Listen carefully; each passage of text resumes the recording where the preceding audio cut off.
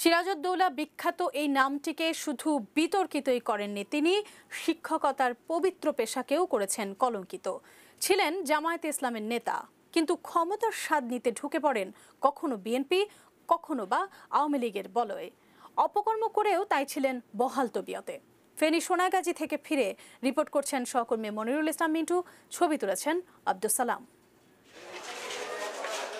এই সিরাজউদ্দৌলার একের পর এক কুকর্মের খবরে বিস্ময় জাগে। সমাজে একজন আলেমের লেবাসে এই লোকটি এত খারাপ কি করে হতে পারেন? ফাজিল মাদ্রাসায় নিয়োগ পেতে আলিম মাদ্রাসায় চাকরির ন্যূনতম 12 বছরের অভিজ্ঞতা থাকতে হয়। অথচ অভিযোগ, সিরাজ দুটি দাখিল মাদ্রাসার চাকরির ভুয়া অভিজ্ঞতা সনদ জমা দিয়েছিল। গত বছরের নভেম্বরেও ঘটেছিল এমনই আরেকটি ঘটনা, যেখানে ভিকটিম নুসরাতেরই ঘনিষ্ঠ এক বান্ধবী। ওই মেয়েটির বাবা বিষয়টি মাদ্রাসার ম্যানেজিং কমিটির কাছে লিখিতভাবে জানিয়েছিলেন, কিন্তু মাদ্রাসা কর্তৃপক্ষ কোনো ব্যবস্থাই নেয়নি। আমি একদিন ওনার অফিসে গেলাম, আমার সাথে আমার সাথে গেছে, তো বলে যে তুই কেন আসছিস, তুই চলে যা, অফিসের বাইরে চলে যাও।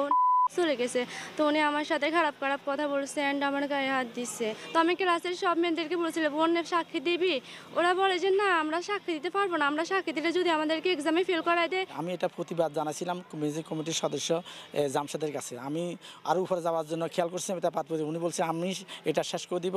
শেষ করে দেওয়ার কথা বলে আমাকে উপর দিকে যাওয়ার জন্য দেয় নাই, এরপর আর কোনো বিচারে হয়নি। ফেনীর সোনাগাজী থেকে প্রায় 15 কিলোমিটার দূরে সদর উপজেলার দলিয়া ইউনিয়নে সালামতিয়া মাদ্রাসা। এখানেই একসময় শিক্ষকতা করত সিরাজউদ্দৌলা। প্রায় 20 বছর আগে এক ছাত্রকে বলাৎকারের অভিযোগ ওঠে তার বিরুদ্ধে। এই ছেলের সাথে বলাৎকার করছে, এই ছেলেকে আবার সিস্টেম করে আবার ওই যে এর আয়ত্তে নিয়ে আসছে। উনি সবসময় শিক্ষকদের কোণঠাসা করে রাখতো। উনি এই হুমকি ঝুমকি দিয়ে শিক্ষকদেরকে কয়েকজন শিক্ষকের বেতন আটকা দিয়েছে, নিয়োগ অবৈধ বলি। আমি তাকে খুব খারাপ জানতাম, খুব খারাপ জানতাম। সমস্ত আলেম সমাজের কাছে কলঙ্ক করে দিয়েছে। ফেনী শহরে উম্মুল কুরা মাদ্রাসা প্রতিষ্ঠার আড়ালে ডেভেলপার কোম্পানি খুলে দুর্নীতির মামলায় কিছুদিন জেলও খাটে সে। মূলত এই মাদ্রাসাটা করছে বিএনপি, জামাত, আওয়ামী লীগের লোকজন মিলে। এটা আসলে রিয়েল এস্টেট বিজনেসের উদ্দেশ্যে। তার পিতাসহ তার পরিবারের সবাই জামাত রাজনীতির সাথে জড়িত। ও তখন থেকে বিভিন্ন খারাপ কাজকর্মের সাথে জড়িত। এর পূর্বে আমরা যতটুকু জানি সে আরেকটা মাদ্রাসা ছিল, মাদ্রাসা এরকম যৌন নিপীড়নের ঘটনা তাকে বের করে দিছে। ফেনী শহরে এখানে ছিল তার টিনের বাড়ি, যেটি কিনা অল্প দিনে হয়ে গেছে দোতলা। কিভাবে, এটিও রহস্য।